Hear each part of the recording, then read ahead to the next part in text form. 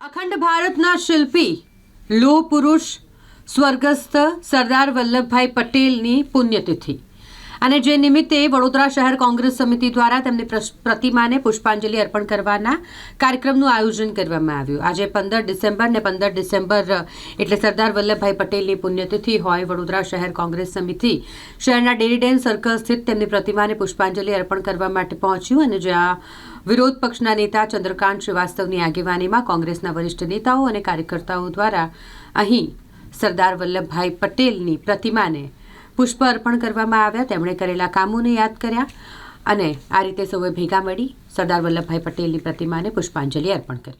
આજે સરદાર વલ્લભભાઈ પટેલ લોહ પુરુષ એમની પુણ્યતિથિ છે। દેશ માટે આપેલા બલિદાન આજે એમની પુણ્યતિથિના દિવસે યાદ કરવા જેવા છે।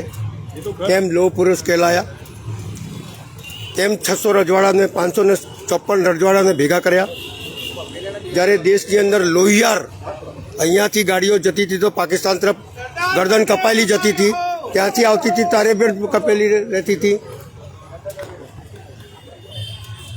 તેવા સમયે હોમ મિનિસ્ટર તરીકે કારભાર સંભાળીને આ દેશને એકતા અને અખંડતાના દોરમાં બાંધનારો આ પહેલો વ્યક્તિ હશે જેને આટલી લોહિયાર ક્રાંતિની અંદર પણ દેશને થાળે પાડ્યો અને સાથે સાથે 600 રજવાડા જે ભેગા કર્યા જેના લીધે અખંડ ભારત બન્યો। અખંડ ભારતના ઘડવૈયા જો કોને કહેવાય તો સરદાર વલ્લભભાઈ પટેલને કહેવાય। મક્કમ ઇરાદા, એક વખત નિર્ણય કરે પાછી નહીં પડવાનો, કોઈ જગ્યા ભ્રષ્ટાચારનો દાગ નહીં, એક ધોતીને જબ્બા પહેરીને આખો જીવન કાઢી નાખ્યો, કોઈ જગ્યા પર શોબાજી નહીં ને 600 રજવાડા ભેગા કર્યા। આજે તો ગાયને રોટલી ખવડાવવાળા બી ફોટો પડાવે છે। સવાલ એટલો જ છે કે ત્યાગ અને તપસ્યાની વાત કરવાથી નથી થતી, કરવાથી થાય છે। આ કરતા નથી, બોલે છે વધારે। આજના સમયની અંદર સરદાર વલ્લભભાઈ પટેલના ત્યાગને ધ્યાનમાં રાખી કેમ લોહ પુરુષ કહેલાયા, કેવી રીતે 600 રજવાડા ભેગા કર્યા, કેવી રીતે આંદોલનમાં ગયા અને કઈ રીતે દેશને એક અખંડતાની દોરમાં બાંધ્યું એ શીખવા જેવું છે।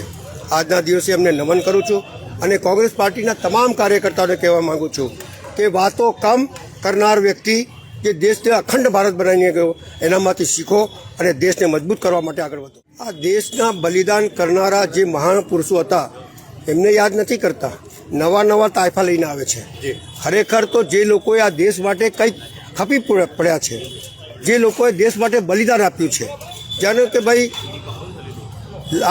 જવાહરલાલ નહેરુ હોય, ઇન્દિરા ગાંધી હોય, લાલ બહાદુર શાસ્ત્રી હોય, તમામ નેતાઓ જેને આ દેશ માટે બલિદાન આપ્યા છે। ચાહે ઇન્દિરા ગાંધી હોય જેને વિરોધ પક્ષના નેતાએ પણ દુર્ગાનો સ્વરૂપ આપેલો, એવાને યાદ નથી કરતા, યાદ કરે છે નવા અને નવા તક।